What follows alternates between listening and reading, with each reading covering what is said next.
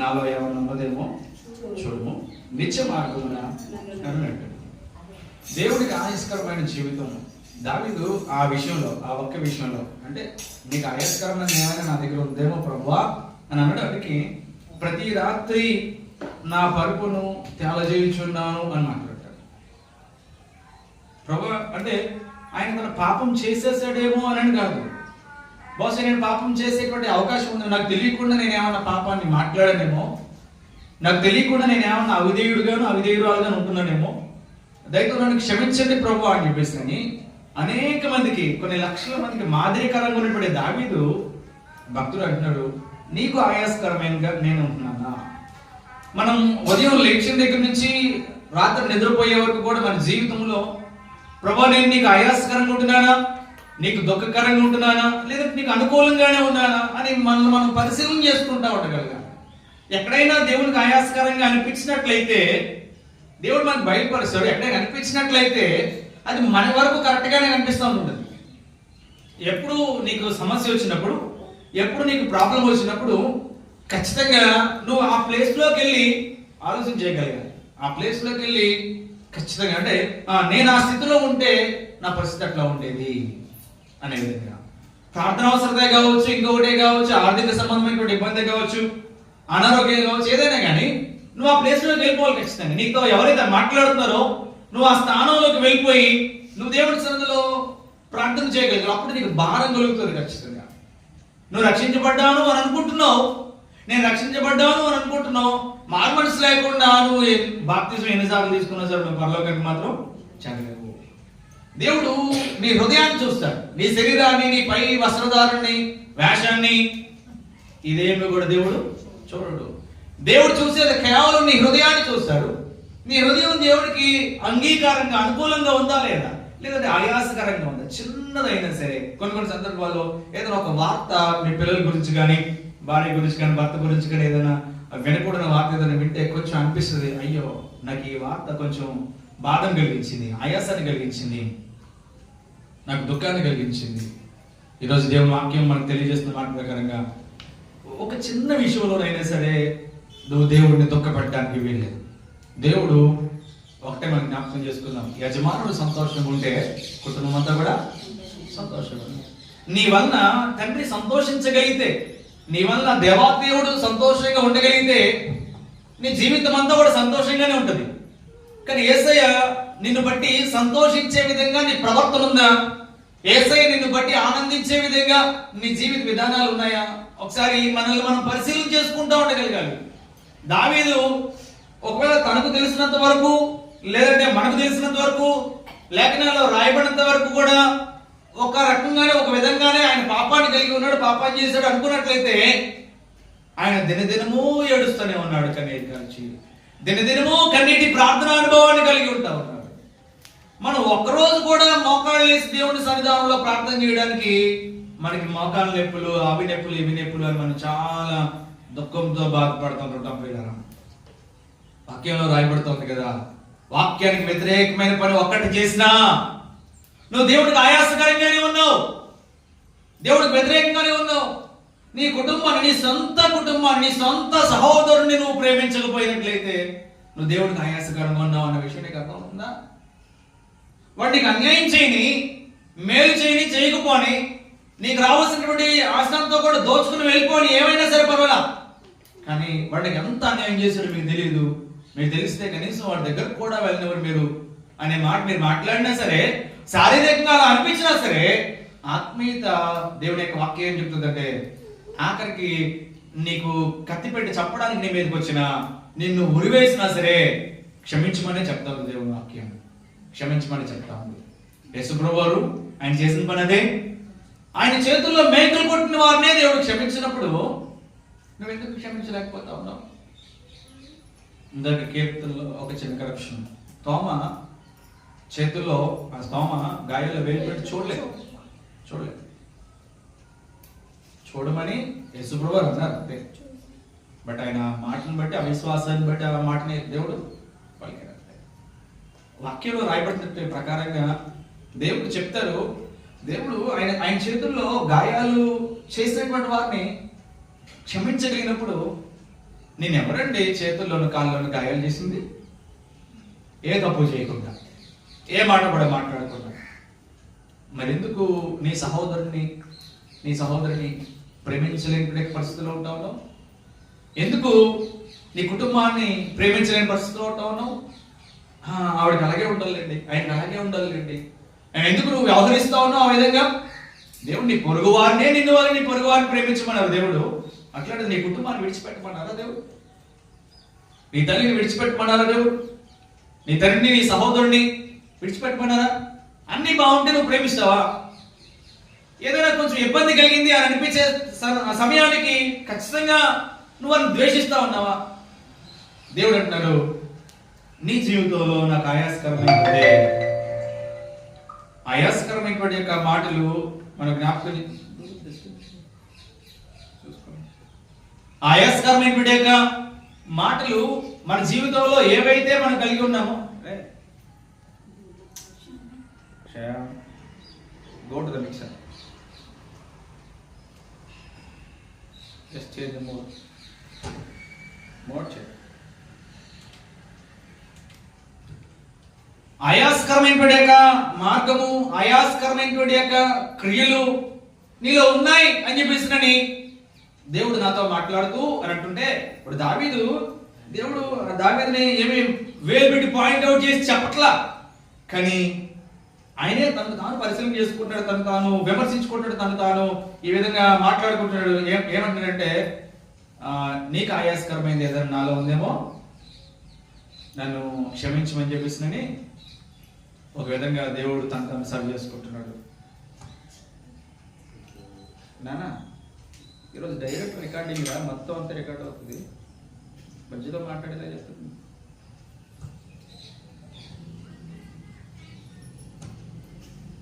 నేను ఎక్కడ కూర్చోమని చెప్పాను?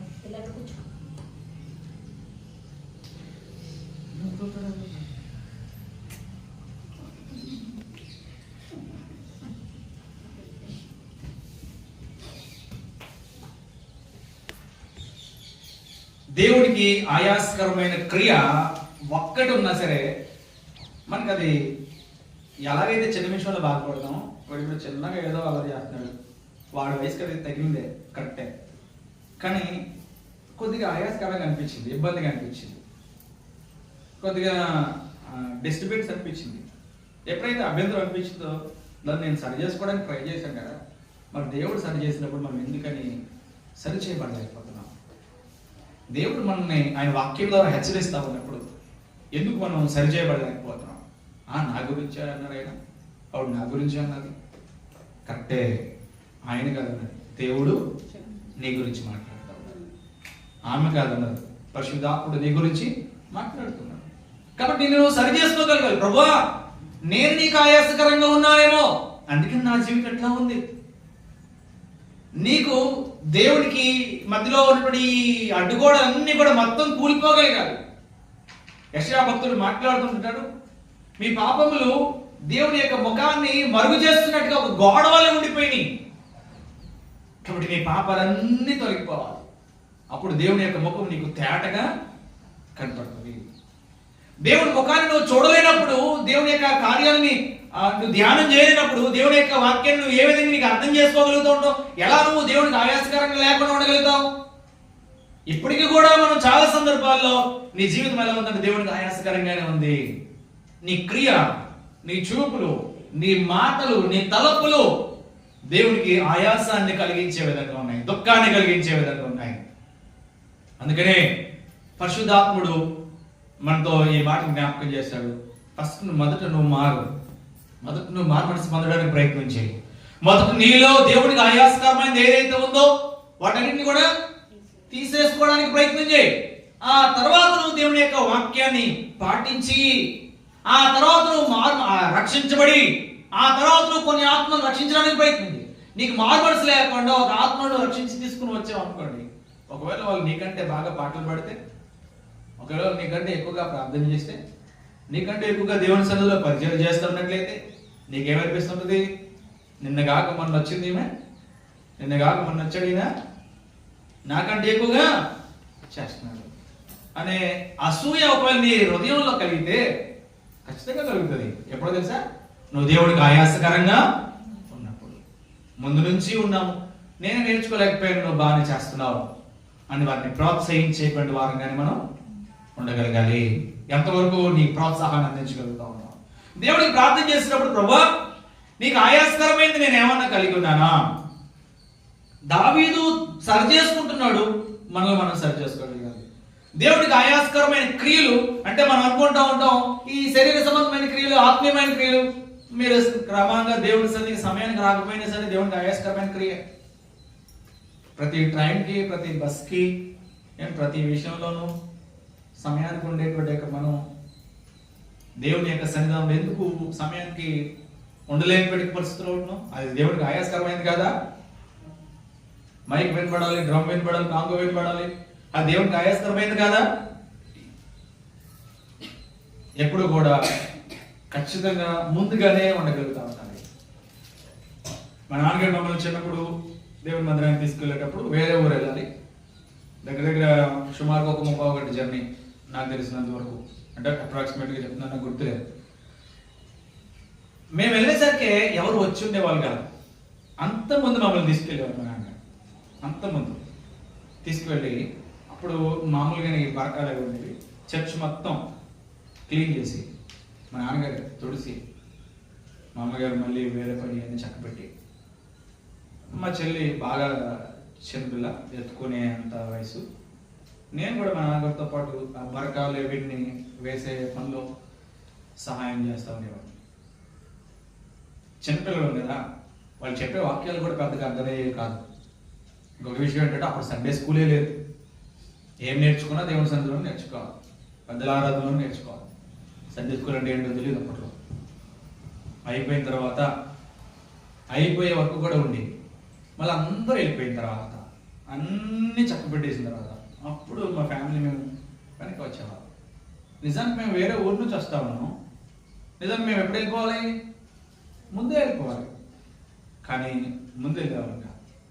ఆ రోజున బహుశా అందరూ వెళ్ళిపోతున్నారులే అని చిన్న బాధ కూడా ఉండేది కాదు. ఎందుకంటే దేవుని సన్నిధికి వెళ్ళడం అనేటువంటిది ఒక పండగ అని మా తల్లిదండ్రులు మాకు నేర్పించడం వల్ల ఆ సంతోషకరమైనటువంటి పండగ అనేసరికి ఏం చేస్తుంటాం? ఎదురు చూస్తుంటాం కదా. ఇప్పుడు ఉన్న పిల్లలు ఎలా ఉన్నారు, జనరేషన్ ఎలా ఉంది? నా పుట్టినరోజు ఎప్పుడు అని అంటే కనుక పలానా రోజు అని ఆ రోజు నెల రోజుల ముందు నుంచి దానికోసం ప్రిపేర్ అయిపోతుంటాం. అంటే మనం ఆ విధంగా పిల్లల్ని పెంచుతూ ఉన్నాం. బట్ వాటికి కాదు ప్రాధాన్యత ఇవ్వాల్సింది, దేవుని సన్నిధికి మనం ప్రాధాన్యత ఇవ్వాలని మనం నేర్పించగలిగాలి. ఒక వాక్యం, ఒక మాట దేవుడు చెప్తున్నటువంటి విషయం ఏంటంటే, ఇది కూడా దేవునికి ఆయాసాన్ని కలిగించేది. ఏది? దేవుడి సన్నిధికి ప్రాధాన్యత ఇవ్వకపోవడం కూడా దేవుడికి ఆయాసకరమైనటువంటిదే. స్కూల్లో టైంకి వెళ్ళాలి. లాస్ట్ ఇయర్ మా అబ్బాయి చదువుతున్నప్పుడు, వాడు చదివేది నర్సరీ అయినా సరే ఒక 5 minutes లేట్ అయితే అదేదో పెద్ద భారీ స్కూల్ ఏం కాదు, ఒక చిన్న స్కూల్. ఒక 5 నిమిషాలు లేట్ అయినా సరే వాళ్ళు అనేవారు, సార్ ఈ టైంకి తీసుకురావాలి కానీ ఖచ్చితంగా అని చెప్పేసి అండి. వాడు చిన్నపిల్లడు కదా అని చెప్పేసి 4 వరకు ఎందుకులే అని బయటకు వెళ్తే 3:30కి స్కూల్లో వేసిన కొత్తలో ఎక్కువసేపు వాడిని చూడకుండా ఉండలేక 3 గంటలకి 3:30కి వెళ్ళి స్కూల్ దగ్గర నుంచి మొత్తం మీద ఎలాగోలాగా ఆ టీచర్తో మాట్లాడితే తీసుకొని ఫస్ట్ కొన్ని రోజులు ఏం మాట్లాడాల, ఎలాగైనా పంపించేసాము. ఎందుకంటే అక్కడ కూర్చున్నా సరే నిద్రపోయేదే కాబట్టి వాడి విషయంలో. కొన్ని రోజులు అయిపోయిన తర్వాత, సార్ ఖచ్చితంగా 10 నిమిషాల దాకా 4 గంటలకే రావాలి, మీరు ముందు వస్తే పంపించాం.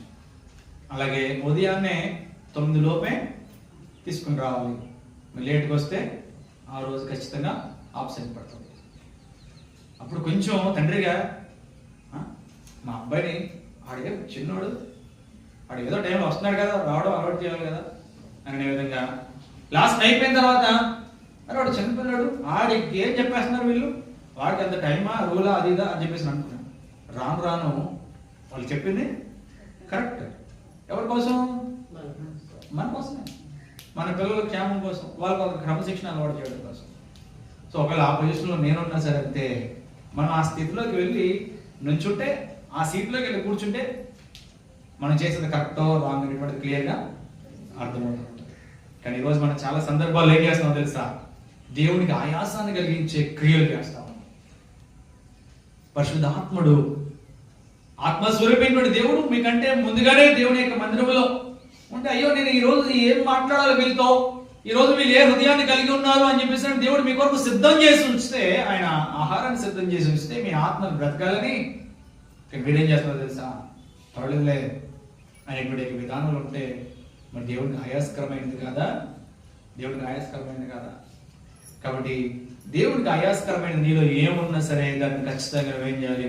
నీ హృదయం నుంచి తీసేసుకోవాలి. మన జీవితంలో వాటిని ఏమాత్రం కూడా అనుమతించడానికి వీల్లేదు.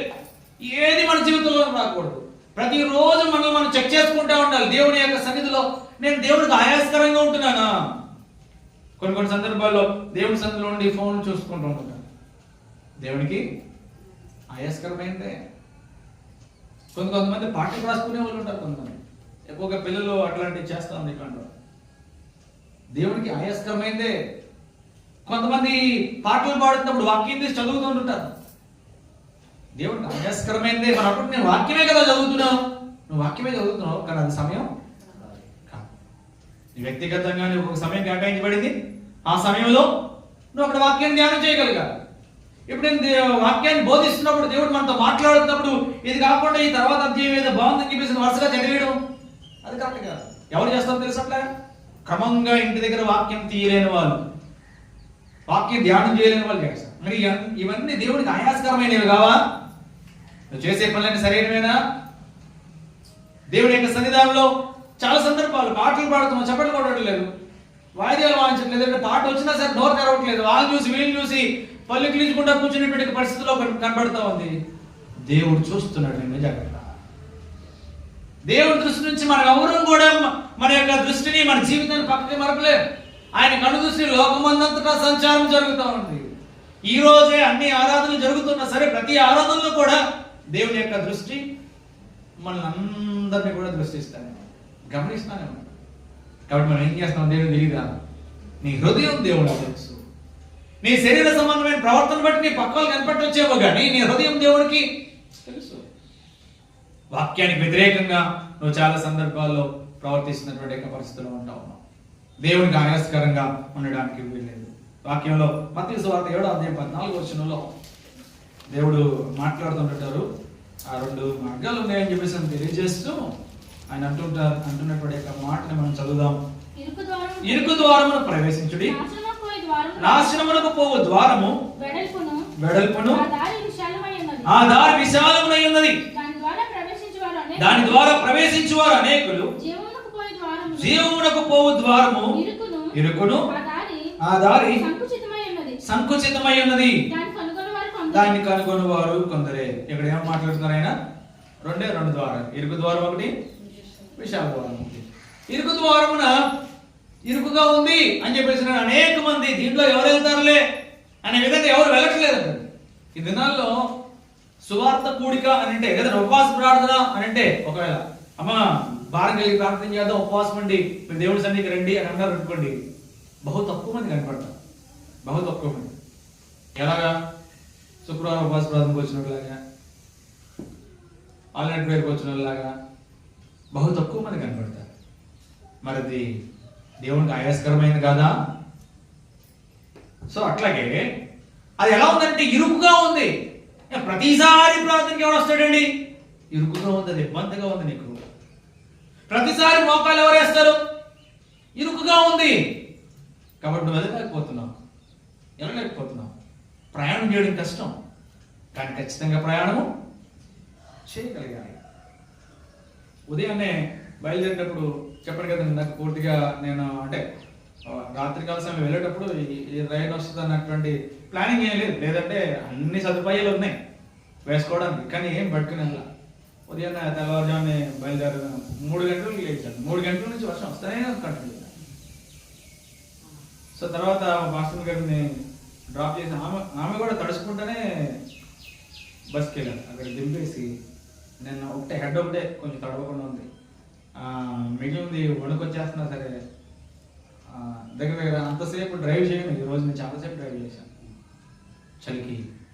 వర్షం ఇంటికి వచ్చే వరకు కూడా వర్షం కురుస్తూనే ఉంది. వాక్యంలో ఒక చక్కని మాట రాయబడుతుంటుంది, కష్టమే రావడం, ఒక విధంగా చెప్పాలండి ఇరుకైనటువంటిదే, బట్ ప్రవేశించగలగాలి. నువ్వు సులువైన పనులు అందరూ చేస్తారు, పెద్ద విషయం ఏం కాదు. అక్కడి నుంచి నేను బండి పెట్టేసి ఏ బస్సులోనో ఏదో ఒకటి వెహికల్ వచ్చేవచ్చు. అతని దగ్గరికి వచ్చి ఎవరో ఒకరు బ్రతిమాలతో ఎవరో ఒకరు వస్తారు, తీసుకొస్తారు. బట్ మళ్ళీ అలా కానీ ప్రభు కొరకు మనం ఏం చేయాలి, అది ఇంకా లేట్ అవ్వచ్చు. బస్సు ఎప్పటికి వస్తుందో తెలియదు, ఎలా ఉంటుందో తెలియదు, పరిస్థితి ఏముంటుందో తెలియదు, ఇంకొకరిని ఇబ్బంది పెట్టాలి. మళ్ళీ ఇవన్నీ ఆలోచన చేసి ఖచ్చితంగా లేదు, మళ్ళా మనకు అవసరం ఉంటే మళ్ళీ మనం బండి ఎవరిని అడుగుతాం ప్రతిసారి. కాబట్టి కాదు, మళ్ళీ సాయంత్రం రావడానికి వెళ్ళాలి, ఇవన్నీ ఉన్నాయి. అందుకే చెప్పేసి కొంచెం కష్టమైన, మనం ఏమనుకుంటాం, తల్లిదండ్రులు ఏమనుకుంటారు పిల్లల గురించి, కొంచెం కష్టమైన పర్వాలేదులే భరిద్దాం, మన పిల్లలకు మంచి భవిష్యత్తు వస్తుంది అనే ఉద్దేశం చేత చదివించేటువంటి పిల్లలందరూ కూడా బాగా డబ్బులు ఎక్కువైపోయి చదివించాలనే ఉద్దేశం కాదు. కష్టమైనా సరే పిల్లల్ని చదివిస్తారు. యూనిఫామ్లు కొనడానికి కష్టమైనా, వాళ్ళకి బుక్స్ కొనడానికి కష్టమైనా, ఏం కొనడానికి కష్టమైనా, ఏమైనా సరే అది కొంచెం కష్టమే, కానీ ప్రయత్నం చేస్తుంటారు. మన పిల్లలకు మంచి భవిష్యత్తు ఉంటుంది. వాక్యంలో రాయబడుతుంది, శరీరంలో అన్ని వాటి కోసం కష్టపడుతున్నావు, మరి ప్రభువు కొరకు నువ్వేం కష్టపడతావు?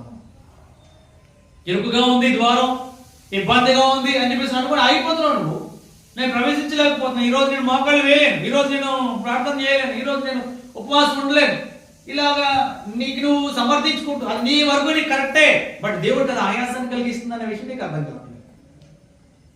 దేవుడు నీ శ్రమల్లోంచి దేవుడు నిన్ను విడిపించడం దేవుడికి ఇష్టమైనది. నీ ఇబ్బంది నుంచి దేవుడు నిన్ను విడిపించడం నీకు ఇష్టమైనది. కొంచెం ఓర్చుకోమా, తర్వాత విశాలమైన మార్గం ఉందంటే లేదు ప్రభా అసలు నేను రాలేను అని అనుకోని గేట్ దగ్గరే ఆగిపోయి వెనక్కి వచ్చేసేటువంటి పరిస్థితిలో ఉండిపోతున్నావు. లేదా నా తొక్కిస్తున్నట్టు అట్లాగే ఆగిపోతున్నటువంటి పరిస్థితిలో ఉండిపోతావు. బస్సు ఎక్కేటప్పుడు బహుశా కాకినాడలో బస్సు ఎక్కేటప్పుడు మెక్కపల్లి వెళ్ళడానికి ఫ్రీగా అమ్మయ్య ఖాళీగా ఉంది అని ఎక్కిన రోజు ఎక్కడ కనపట్లే. ఎందుకంటే ఫుల్ రష్. లోపలికి వెళ్ళిన తర్వాత ఆ డ్రైవర్ అంటాడు అది రిజర్వేషన్ అంటాడు, ఇది రిజర్వేషన్ అంటాడు, ఇంకోటి అంటాడు. ఎప్పుడు ఎవరు వచ్చి లేపేస్తారో తెలియదు. ఒకరు కూర్చుంది. చాలా సందర్భాల్లో నిల్చుని వెళ్ళేటువంటి సందర్భాలు ఉంటుంటాయి. కష్టం అనకూడదు. అందుకనే చాలా మంది ఒక మాట మాట్లాడతారు. లోకంలో ఒక సామెత ఉంటుంది, ఏంటంటే కష్టమైన పని ఇష్టంగా చేస్తే కష్టం అనిపించదు. మీరు ఇంటి దగ్గర పని చేసుకున్నా, ఏ పని చేసుకున్నా సరే, కాబట్టి ఇష్టంగా చేయగలగాలి. దేవుని పని దేవుని సన్నిధిలోకి రావడం కూడా. వాక్యంలో భక్తులు మాట్లాడతారు కదా, 100వ అధ్యాయంలో కృతజ్ఞత అర్పణలు చెల్లించు, ఆయన సన్నిధికి ఆయన ఆవరణంలో ప్రవేశించాలి, సంతోషగానము చేయొచ్చు, ఆయన యొక్క ఆవరణంలో ప్రవేశించండి అని చెప్పి మాట్లాడారు. సంతోషగానము చేయొచ్చు. సంతోషంతో మనం పాటలు పాడుకుంటూ దేవుని సన్నిధిలో ఉండగలగాలి. మనం ఏదో పోగొట్టుకున్న వాళ్ళకి దిగువలుగా, అంటే మీకు ఏమి ఇబ్బంది లేదు అని నా ఉద్దేశం కాదు. కాకపోతే నేను ఆ దేవుని సన్నిధికి వస్తున్నాను, నా ఇబ్బంది సమస్తం కూడా నా దేవుడికి తెలుసు అనే విధంగా నీ ప్రవర్తన ఉన్నప్పుడు అది కష్టమైనా సరే సులువుగా నువ్వు దేవుడి యొక్క పనిలో ముందుకి కొనసాగలుగుతుంటావు. లేఖన భాగంలో ఆయన మనకు తెలియజేస్తున్నటువంటి మాట ఏంటంటే, ఈ ఇరుకులో దేవుడు నీకు విశాలత కలిగజేస్తాడు. నువ్వు ఇరుకులో ఆయన చాలా ఇబ్బందిగా ఉంది అనుకుంటే కనుక కష్టమే. ప్రతి ఇరుకులో నుంచి కూడా ప్రభు నీకు విశాలతని అనుగ్రహించేటువంటి వాడు ఇక్కడ ఆయన ఇవ్వగలిగినటువంటి దేవుడు. మనకు బాగా తెలుసు. యోహాను సువార్త 14వ వచనంలో ఆయన మాట్లాడతారు, నేనే మార్గమును సత్యమును జీవమునై ఉన్నాను. ఆ మాట పలకడం ఏమన్నా సులువు అంటారా? ఆ మాట పలకడం ఏమన్నా ఈజీయా? అది చాలా కష్టం. ఆ మాట మాట్లాడాలంటే మీకు ఏం కావాలన్నా సరే నన్ను అడగండి, మీకు ఎక్కడ ఏం వినాలన్నా సరే నా దగ్గరికి రండి, మీకు ఏం చేయాలో తోచలేనప్పుడు అంతా కూడా మీరు నాతో ఉండండి, నేను మిమ్మల్ని నడిపిస్తాను అని చెప్పేసి అనడం అనేటువంటి ఆ మాట సులువు కదా. అందుకనే ఒక మాట మాట్లాడతారు, యేసుప్రభువు వారు పక్షవాయు కలిగినటువంటి వారిని దేవుడు స్వస్థపరిచినప్పుడు ఆ పెంకులు పైన ఉన్నటువంటి ఆ పెంకులని తీసి ఇంట్లో దించుతారు కదా ఒక పక్షవాయు కలిగినటువంటి వ్యక్తిని. అట్లాంటి సందర్భంలో ఆ వ్యక్తితో ప్రభువు ఒక మాట మాట్లాడతారు, నీ పాపములు క్షమించబడేవని నువ్వు నీ పరిపెత్తుకు వెళ్ళిపో అంటే వాడు పరిపెత్తుకుని వెళ్ళిపోతుంటాడు. చుట్టుపక్కల ఉన్న వాళ్ళందరూ కూడా వింతగా మాట్లాడుతూ రకరకాలుగా మాట్లాడుతుంటే యేసుప్రభువు వారు ఒకటే మాట అంటారు, నీ పాపములు క్షమించబడి ఉన్నవి అని ఒకటితో చెప్పడం సులువా అని అడుగుతారు ఆయన. సులువా? అది ఒక మాటే కదా అనిపిస్తుంది నీకు, బట్ అది అధికారంతో కూడినటువంటిది, శక్తివంతమైనటువంటిది. చనిపోయిన లాజరు బయటికి రా అని పిలవడం ఏమన్నా సులువా? మీరు పిలవడం చూద్దాం ఏమన్నా? అది ఒక అధికారంతో కూడినటువంటిది, కష్టమైనటువంటి పని, ఇరుకు మార్గం. తదుకది ఎట్లా ఉంది? విశాలంగా తీసుకొస్తాం. సిలువుకి ఎక్కడ ఏమన్నా సులువా? ఎంత కష్టమైనటువంటి పని. కొన్ని సందర్భాల్లో మెట్లు ఎక్కేటప్పుడే నీకు ఇబ్బంది అనిపించవచ్చు, కష్టమే. ఇవన్నీ శరీర సంబంధమైనవండి, శరీర సంబంధమైనవి. యోగు కనుక కష్టాలతో పోల్చుకుంటే అసలు మనకు కష్టాలు లేవు, శ్రమలు లేవు, అసలు ఏం లేవు, శ్రమలు ఏమి. మనకున్నాయన్నీ కూడా ఆఫ్టర్ ఆల్ అవసరాలు మాత్రమే. కష్టాలు కూడా అనుకుంటుంది, అవసరాలు మాత్రమే, లేదా ఆశలు అనొచ్చు. కానీ వాక్యంలో ప్రభు అంటున్నారు కదా, నీకున్న సమస్తాన్ని విడిచిపెట్టి ఆ ఇరుకు మార్గంలోకి రావడానికి ప్రయత్నం చేయి. ఇరుకులో దేవుడు నీకు విశాలతను కలిగిస్తాడు. నువ్వు ఇరుకులో ప్రవేశించడానికి ప్రయత్నం చేయి. కానీ ఇరుకు మార్గం ఎవరికి నడిపిస్తుందంటే అక్కడ మనం చూస్తా ఉన్నాం. చివరికి అది వెడల్పున విశాలమైంది, జీవమునకు పోవు ద్వారం.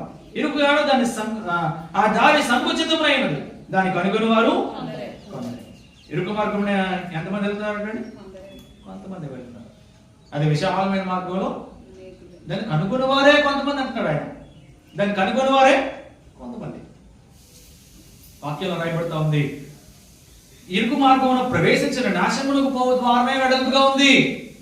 సులువుగా కార్యాలు జరగాలి, సులువుగా అద్భుతాలు చేయగలగాలి, సులువుగా స్వస్థత వచ్చే. చెప్పాను కదా నాకు ఉపవాస ప్రార్థన అంటే రారు, వాళ్ళు అంటే రారు, ఇంకొకటి ఏమైనా ప్రత్యేకమైన ప్రార్థన అంటే రారు. కానీ స్వస్థత ప్రార్థన పలానా ఆయన, ఒక ఆయన ఎవరో వస్తున్నారు, ఒక పాస్టర్ గారు, ఆయన చాలా స్వస్థత వరంలో కలిగినటువంటి వారు అని చెప్పేసి అన్నారు అనుకోండి. నిజానికి ప్రతి వారం దైవజనుడికి దేవుడు ఇచ్చినటువంటి యొక్క ఆధిక్యత, ధన్యత దేవుడు ఇస్తాడు. బట్ నీ విశ్వాసాన్ని బట్టి దేవుడు నీ కార్యాన్ని చేస్తాడు. యేసుప్రభు దగ్గరికి వచ్చినటువంటి వాళ్ళలో స్వస్థపడిన వారు ఉన్నారు, యేసుప్రభు దగ్గరికి రాకుండా స్వస్థత పొందలేని వారు ఉన్నారు. శిష్యుల దగ్గరికి వచ్చిన వారిలో బాగుపడిన వారు ఉన్నారు, శిష్యుల దగ్గరకు వచ్చి బాగుపడకుండా వెళ్ళిపోయిన వారు కూడా ఉన్నారు. ప్రభా ఇలా దెయ్యం పట్టింది, ఇది పరిస్థితిలో ఉన్నాం, కానీ మా వాడు ఇంకా అనేకమైనటువంటి సందర్భాల్లో ఇలాగే ఉంటా ఉన్నాడు, తగ్గలేదు, మీ శిష్యుల దగ్గర తీసుకెళ్ళాం కానీ వాళ్ళు కాలేదు. యేసుప్రభు వారు అన్నారు, ఇలా పోదు నాయనా, ఉపవాస ప్రార్థన చేయాలి. ఉపవాస ప్రార్థన చేశానండి. ఉపవాసం ఎక్కడికి వెళ్ళాము? ఉపవాసం అంటే ఊరు వెళ్ళానండి, కొంచెం అర్జెంట్ పని వచ్చింది. ఎవడన్నాడు ఉపవాసం? నేను ఊరు వెళ్ళాక ఆరాధనలో పాల్పొంపులు పొందకుండా, దేవుడి సన్నిధిలో పాల్పొంపులు పొందకుండా, ఏమండి మీకు ఉన్నటువంటి కార్యక్రమాలను కూడా ఆఫ్ చేసుకొని దేవుడి సన్నిధిలో పాల్పొంపులు పొందకుండా ఉండడానికి ప్రభు నిన్ను ఏర్పాటు చేసుకోలేదు. ఖచ్చితంగా వాటన్నిటిని కూడా పక్కన పెట్టి నువ్వు దేవుడి సన్నిధిలో ఉండాలి కదా. దేవుడు చెప్పినటువంటి మాట ఏంటంటే అది దేవుడికి ఆయాసకరంగా ఉంది కదా. ఇందాక ఆంటీ గారు వేస్తారండి అలా కనబడి, అప్పుడు వచ్చేటప్పుడు ఆమె డ్యూటీకి వెళ్ళిపోతున్నప్పుడు నేను వస్తున్నాను. ఏమన్నా అండి అంటే ఖచ్చితంగా రావాలని కుదరదు, నువ్వు వేస్తారు కదా అన్నారు అని చెప్పేసి. యజమానుడికి, పై అధికారికి లోబడాలి, కరెక్టే. మరి వాని పై అధికారికి ఎవరు చెప్తారు సమాధానం? నిజానికి జవాబు ఎవరు చెప్పుకోవాలి? వాళ్ళే చెప్పుకోవాలి. బహుశా ఈరోజు ఒక మాట్లాడితే మాట్లాడతారు, ఈరోజు లేదంటే తీసేస్తే పని తీసేస్తారు. బట్ దేవుడికి ఖచ్చితంగా విధేయత చూపించాలి. చాలామంది రక్షించబడిన కొత్తలో మాట్లాడతారు, ఏమనంటే నేను 1,00,000 రూపాయలు ఇచ్చినా సరే ఆదివారం దేవుడి సన్నిధి నుంచి విడిచిపెట్టి రాను అని చెప్పి చెప్తుంటారు. రాను వాత వేయబడి మన సాక్షులాగా తయారైంది, అలవాటు అయిపోతుంది.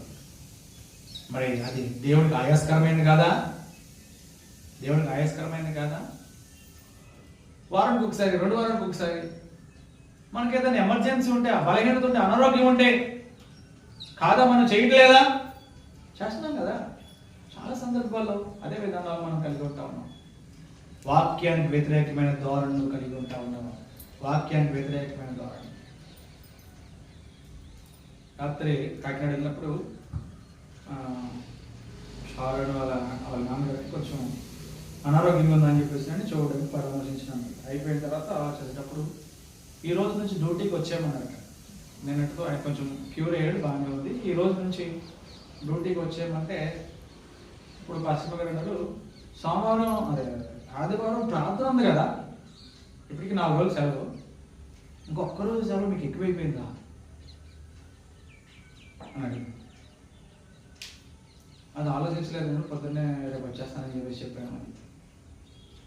చెప్పడం అయితే మేము చెప్తున్నాం, అవసరమైతే దేవుడి కొరకు. ఇప్పుడు ఆరోగ్యం ఇచ్చింది ఎవరు? దేవుడే కదా. ఈ 4 రోజులు సెలవు వచ్చినప్పుడు వాళ్ళు ఏం మాట్లాడలేదు, వీళ్ళు ఏమై ఇచ్చేయలేదు. చెప్పాము, ప్రార్థన చేసాం, వెళ్ళిపోయిన తర్వాత ఉదయాన్నే మళ్ళా డ్యూటీకి రమ్మని ఫోన్ చేస్తారేమని చెప్పేసి అని 2 ఫోన్లు కూడా స్విచ్ ఆఫ్ చేసి పెట్టుకొని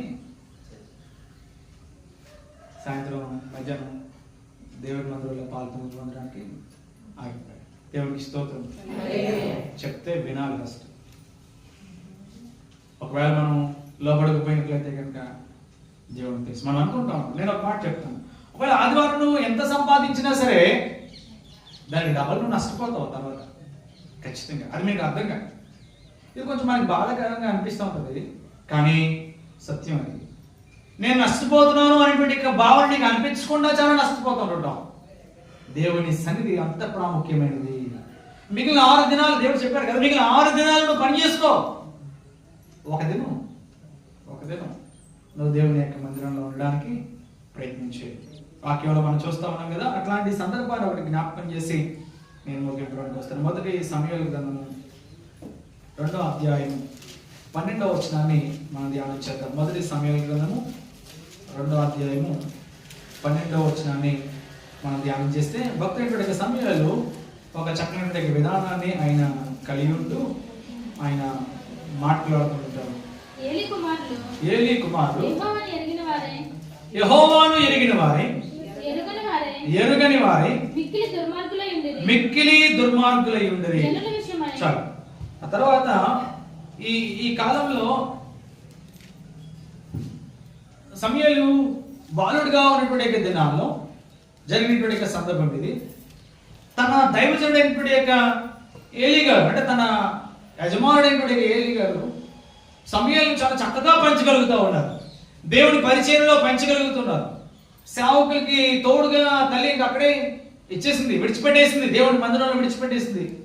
ఎదుగుతూ ఉన్నాడు, దేవుని యొక్క పనులు ఎదుగుతూ ఉన్నాడు. అదే విధంగా ఇంచుమించుగా సుమారుగా అంతే ప్రాయములు లేదంటే అంతకంటే పెద్దవారు అయి ఉండొచ్చేమో కానీ సుమారుగా ఆ దైవజనుడికి 2 కుమారులు ఉన్నారు, ఓప్ని, ఫినెహాసు. 2 కుమారులు కూడా దేవుణ్ణి ఎరుగని వారే, యెహోవాను ఎరుగని వారే అనే మాట రాయబడుతుంది.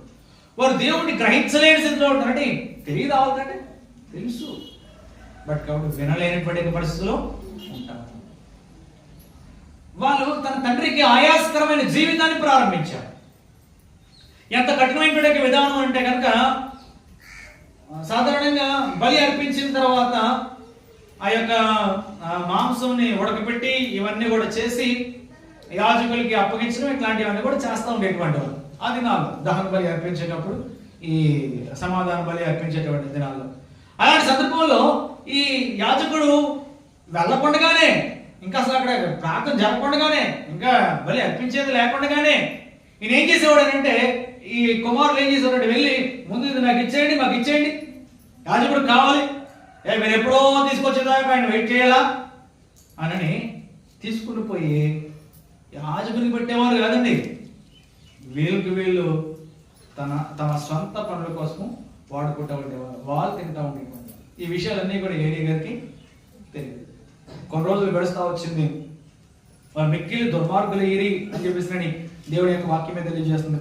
17వ వచనాన్ని కూడా మనం ధ్యానం చేస్తే, అందువలన జనులు యెహోవాకు నైవేద్యం చేయటి యందు అసహ్యపడుచు అసహ్యపడుటకు ఆ యవనులు కారణమై గనుక వారి పాపం యెహోవా సన్నిధిని బహు గొప్పదాయను. వారి పాపం చాలా ఘోరంగా పెరిగిపోతుంది. దేవుని యొక్క అంటే వీళ్ళు వెళ్ళేటరా బాబు మధ్యలో, ఆయన బాగానే ఉన్నాడు, యాజకుడు బాగానే ఉన్నాడు, ఏలీ గారు బాగానే ఉన్నాడు, వీళ్ళు గోలు తట్టుకోలేకపోతున్నాం, వీళ్ళు బాధపడలేకపోతున్నాం, ప్రతిసారి ముందు మాకిచ్చేయండి ముందు తీసుకెళ్ళిపోతారు. కనీసం అయ్యేదాకా కూడా, అంటే మన భాషలో చెప్పాలంటే పూజ అయ్యేదాకా కూడా ఆగట్లేదు, ప్రార్థన అయ్యేదాకా కూడా ఆగట్లేదు, బలి అయ్యేదాకా కూడా అక్కడ పట్టుకుని పోతున్నారు. వీళ్ళు అసలు విధానం ఏంటి నాకేం నచ్చలేదు అని చెప్పేసి అనుకునే విధంగా చాలా బాధపడిపోతూ ఇంకొకసారి దేవుని మందిరానికి, ఇంకొకసారి దేవుని సన్నిధికి, ఆ బలిపీఠం దగ్గరికి ఆ అర్పణలు తీసుకొని రావాలంటేనే అసహ్యపడిపోతున్నారు. అక్కడ ఉన్నటువంటి వాళ్ళు, ఆ ప్రాంత ప్రజలందరూ కూడా విసిగి చెందిపోయినటువంటి పరిస్థితిలో ఉండిపోతున్నారు. అట్లాంటి సందర్భంలో దేవుడు అంటే ఆ యవనస్తులు బహు ఘోరమైనటువంటి పాపాన్ని చేస్తున్నారని చెప్పేసి రాయబడుతుంది కదా. అంత ఘోరమైన పాపం చేసినప్పుడు వాళ్ళకి కోపం అట్లాగే వచ్చింది. దేవుని యొక్క కోపం కూడా వారి మీదకి ఆ విధంగానే రావడం జరిగింది. 4వ అధ్యాయంలో 14వ వచనంలో ఈ మాటని మనం చూస్తా ఉన్నాం. ఏలి ఆ కేకలు విని ఈ గలతీ ఏమని అడుగుగా ఆ మనుషుడు త్వరగా వచ్చి ఏలితో సంగతి తెలియజెప్పాడు. ఏంటంటే వెళ్ళారు, ఈ కొన్ని గవర్నమెంట్ సంగతులన్నీ కూడా వింటా వచ్చారు. ఏంటంటే మరీ దారుణంగా ఎవరైతే ఈ స్త్రీలు దేవుని యొక్క సన్నిధికి వస్తా ఉన్నారో అప్పటికే ఇంచుమించు ఏలి మంద దృష్టి గలవాడయ్యాడు. మంద దృష్టి గలవాడంటే కొంచెం కంటి చూపు పూర్తిగా తగ్గిపోయింది, సరిగా కనబడడం లేదు. మంద దృష్టి గలవాడు అయిపోయాడు. చాలా బాధపడతా ఉన్నాడు. ఏంటి నా పిల్లలు, నేనేమో దేవుని సేవలో ఉన్నాను, నా దగ్గరకు వచ్చినటువంటి చిన్న బాబు ఆ సమయంలో దేవుడి సన్నిధిలో చక్కగా పరిచయం చేస్తున్నాడు, కానీ నాకు నేను కలిగినటువంటి ఆ ఇద్దరు పిల్లలు మాత్రం దేవుడికి లోబడ్డాడు. అలాగే చెప్పలేదా అని అంటే చెప్పాడు. ఏలి వాళ్ళని గద్దించడం కూడా జరుగుతూ వచ్చింది. నేను మీ గురించి విన్నటువంటి యొక్క సంగతులు చాలా ఘోరమైనవి. మీ గురించి అంటే మీరు నాకు చాలా ఆయాసకరమైన కార్యాలు చేస్తా ఉన్నారు, అది నాకును దేవునికి కూడా మంచిది కాదు, కాబట్టి ఇది మీ నాశనానికి కారణం అవుతుంది అని చెప్పేసి నేను చాలా సందర్భాల్లో ఆయన హెచ్చరిస్తూ వచ్చాడు. కానీ వాళ్ళు వినలేదు, లోపడలేదు. చాలా మంది పిల్లలు విన్నట్టుగా కనపడతారు కానీ వినేవారుగా ఉండడం లేదు. దేవుడికి ఆయాసకరంగా ఉన్నారు, తండ్రికి ఆయాసకరంగా ఉన్నారు, దేవునికి ఆయాసకరంగా ఉన్నారు. వచ్చినటువంటి సంఘ బిడ్డలని విషయంలోనూ ఒక విధంగా చెప్పాలంటే అనేక మంది స్త్రీలను చెరుపుతూ ఉన్నటువంటి స్థితిలో కూడా ఉన్నారు. ఏం మాట్లాడలేక కొంతమంది మహానేస్తూ ఉండేవారు, కొంతమంది చాలా ఇబ్బంది పడుతూ ఉండేవారు. కానీ కొన్ని ప్రత్యేకమైన సమయాలు దేవుని మందిరానికి వెళ్ళాలి కదా అని దాక్కుంటూ వెళ్ళేటువంటి సందర్భాలు కూడా ఉన్నాయి. ఈ ఘోరమైన పాపం విని ఏలి చాలా బాధపడతా ఉన్నాడు, చాలా బాధపడుతున్నాడు. ఈ లోపల ఫిలిష్తీయులతో అనుకుంటే యుద్ధం వచ్చింది. యుద్ధం వచ్చిన తర్వాత యుద్ధానికి పోతా ఉన్నాడు. యుద్ధానికి పోయినప్పుడు హోఫ్నీ ఫీనెహాసులు ఇద్దరు కూడా ఆ యుద్ధంలో మొదటి వరుసలోనే కూడా ఉండి ఇద్దరు కూడా చనిపోయారు. ఖడ్గం చేత హతులయ్యారు. ఎప్పుడైతే చనిపోయారో ఆ యుద్ధం జరిగేటువంటి సందర్భం ఇవన్నీ కూడా శబ్దం అంతా కూడా విని ఆ భక్తులు ఏంటి అంటే ఆయన ఏం కనపడట్లేదు కదా, ఆయన కంటి చూపు లేదు, కనపడక ఏలి గారు అక్కడ దగ్గర ఉన్నటువంటి వారితో అడుగుతున్నారు, ఏంటి ఆ కేకలేంటి, ఆ శబ్దం ఏంటి అని అడుగుతుంటే వారితో ఆయనతో ఈ మనుషుడు మాట్లాడుతున్నాడు, అయ్యా యుద్ధం జరుగుతూ ఉంది, యుద్ధంలో మీ కుమారులిద్దరు కూడా మరణించారు. బాధపడ్డాడు ఆయన, పెద్దగా దుఃఖపడలేదు, పెద్దగా బాధపడలేదు. కొంతసేపు అయిపోయింది. కొంతసేపు అయిన తర్వాత ఇద్దరు కుమారులు చనిపోయారంటే దేవుడి కోపమే వాళ్ళ మీదకి వచ్చింది అనుకునే విధంగా ఆయన విధానం అంతా కూడా కొనసాగింది. కొంతసేపు అయిపోయిన తర్వాత మరొక వర్తమానం విన్నాడు ఆయన. 18వ వచనంలో మనం చూస్తా ఉన్నాం. దేవుడి మందసము అక్కడ మనం చదువుతాం ఎక్కడంటే 16వ వచనం చదువుతాం, 17 కూడా. ఆ మనుషుడు యుద్ధంలో నుండి వచ్చిన వాడు నేనే, నేడు యుద్ధంలో నుండి పరిగెత్తి వచ్చిందని ఏలితో అనగా అతడు నాయన అక్కడ ఏం జరిగింది అని అడిగారు ఆయన. అందుకు ఇతడు ఇశ్రాయేలీయులు ఫిలిష్తీయులు నిలవలేకపోయారు, జనులలో అనేకులు హతులైరి, హోఫ్నీ ఫీనెహాసు అని ఇద్దరు కుమారులు మృతులైరి, మరియు దేవుని మందసం పట్టబడెను అని చెప్పాడు. ఏం జరిగిందంట? చాలా మంది చచ్చిపోయారు. అయ్యా దాంట్లో మీ కుమారులు కూడా చనిపోయారు, ఓడిపోతూ వస్తా ఉన్నారు అందరూ కూడా.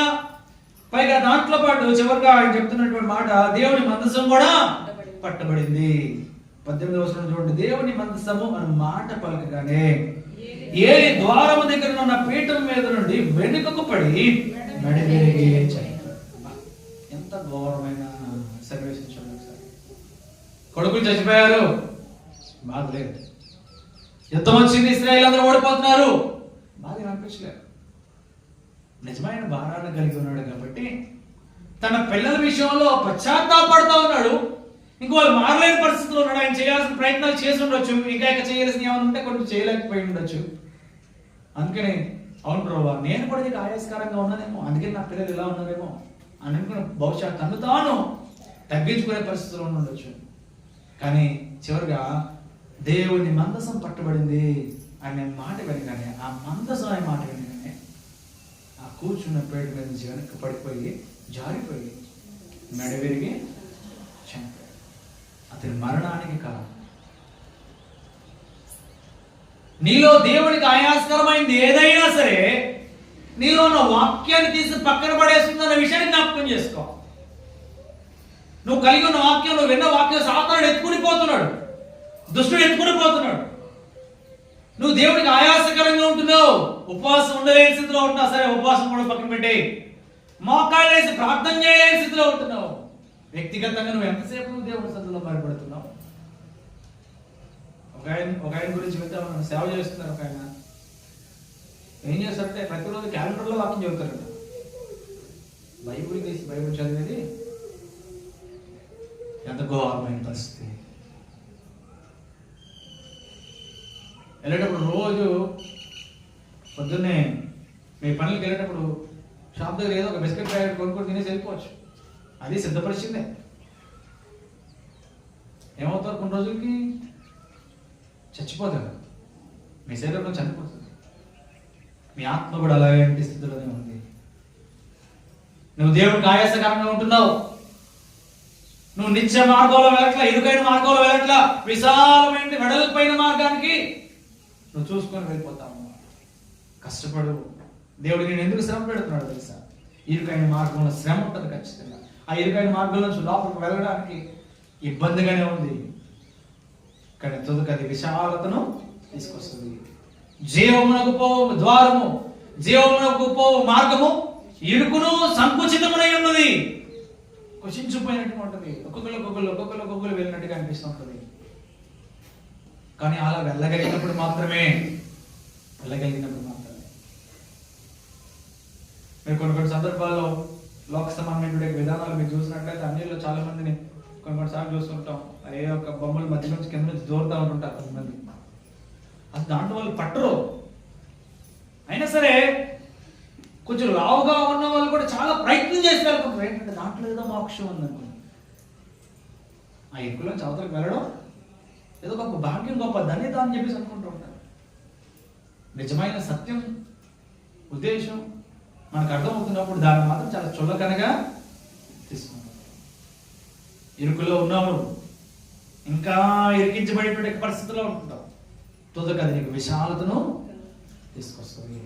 విశాలతను, నీకున్న సమస్య, నీకున్న శ్రమ, నీకున్న ఇబ్బంది, నువ్వు దేవుడికి ఆయాసకరంగా ఉన్నావు అని అన్నంతసేపు నీకు అది ఇబ్బందిగానే ఉండదు. నీలో ఉన్నటువంటి దేవుడికి ఆయాసకరమైన జీవితం ఏదైతే ఉందో, దేవుడికి నచ్చలేని క్రియలు ఏవైతే ఉన్నాయో, దేవుడికి ఇష్టమైనటువంటి పనులు ఏదైతే నువ్వు చేస్తున్నావో వాటిని నువ్వు తీసివేసుకోగలిగినప్పుడు ఖచ్చితంగా నీ ఇబ్బంది పోతుందని నేను చెప్పట్లా. అసలు నీ ఇబ్బందిగానే అనిపించదు. సులువుగా దేవుడు వాటన్నిటిని కూడా తీసుకొని పోతుంటాడు. సులువుగా తీసుకుని పోతుంటాడు. నువ్వు నీ తండ్రికి ఆయాస్కరంగా ఉంటే, నీ పిల్లలు నీకు ఆయాస్కరంగా ఉంటే ఎంత బాధపడతారో నీ తండ్రి అంతే బాధపడతారు. పరమ తండ్రి కూడా నిన్ను బట్టి అంతే విధంగా బాధపడతా ఉన్నాడు. దేవుడికి ఆయాస్కరంగా ఉండడానికి నిత్య మార్గము నన్ను నడిపించింది. నిత్య మార్గం అంటే శాశ్వతమైనటువంటి మార్గములు నన్ను నడిపించండి. ఏసే మార్గం, ఏసే వెళ్ళిన మార్గంలో సుఖాలు సంతోషాలు ఉన్నాయా? మరి మనకి ఎందుకు కావాలి సుఖాలు సంతోషాలు? ఏసే వెళ్ళిన మార్గంలో నలుగుబాటే, ఏసే వెళ్ళిన మార్గంలో రక్తం చిందించేటువంటి పరిస్థితి వచ్చింది. కానీ ఆయన వెనుక తిరిగినటువంటి పరిస్థితి ఎక్కడ కూడా ఆయన ముందుకే వెళ్తా ఉన్నాడు. అదే కష్టంగా అనిపించింది, ఇరుకుగా అనిపించింది, అయినా సరే ఆయన ముందుకు వెళ్తూనే ఉన్నాడు. ఈరోజు మనం ఏం చేస్తున్నాం? భయపడిపోయి వెనక్కి వెళ్ళిపోతున్నట్టు, పారిపోతున్నటువంటి పరిస్థితులు ఓడిపోతున్నాం. అందుకనే ప్రభు ఈరోజు నీతో మాట్లాడుతున్నాడు. నీ ఇరుకులో విశాలతను కలుగు చేసేటువంటి వాడు ఆయనే. దేవుడికి ఆయాస్కరమైన జీవితం ఇంకా కలిగి ఉంటున్నాను. బహుశా నీ పక్కలకు ఎవరికి తెలియదు. దేవుడు నీతోనే మాట్లాడుతున్నాడు. అవును ప్రభా, నేను నీకు ఆయాస్కరమైన జీవితాన్ని నేను కలిగి ఉంటున్నాను అని నువ్వు ఎవరికి చెప్పాల్సిన అవసరం లేదు. దేవుడిని క్షమించమని అడిగితే ఆయన క్షమించడానికి సిద్ధంగా ఉన్నటువంటి దేవుడు. తల్ల నుంచి కలుసుకుందాం, ప్రార్థన చేద్దాం. మన జీవితాన్ని ఒకసారి పరిశీలన చేసుకున్నాం. మన జీవితాన్ని ఒకసారి పరిశీలన చేసుకున్నాం. నీ జీవితం ప్రభువుకి సంపూర్ణంగా విధేయత చూపించే విధంగా ఉండగలుగుతున్నావా? లోబడే విధంగా ఉండగలుగుతున్నావా? వాక్యానుసారంగా ఉండగలుగుతున్నావా? ఆయనకు ఆయాస్కరమైంది, దేవుడికి ఆయాస్కరమైన నీలో ఉంది. ఈ రోజైనా సరే దాన్ని విడిచిపెట్టడానికి ప్రయత్నం చేయి. కోపం కావచ్చు, ప్రేమ కావచ్చు, మరి ఏదైనా కావచ్చు, దేవుడికి ఆయాస్కరమైన ఏది కూడా నీ జీవితంలో ఉండడానికి వీలు లేదని ప్రభువు నీతో మాట్లాడుతూ ఉన్నాను. పరిశుద్ధ మీకు వందనాలు, స్తోత్రాలు చెల్లిస్తున్నాను. మీ సన్నిధి మీ యొక్క ఆత్మని ఉంచండి ఆయన. ఈ స్థలంలో మీరే కుమ్మరింపజేసి నడిపించండి. మీకు ఆయాస్కరమైన ఏది కూడా నీ బిడ్డల్లో ఉండడానికి వీల్లేదు. వాటన్నిటిని వేస్తున్నాము అని తీసివేయమని కూర్చున్నాం. దూరపరచండి, దూరపరచండి. తల్లిదండ్రులకి ఇబ్బంది కలిగించే జీవితంలో కలిగి ఉంటున్నావేమో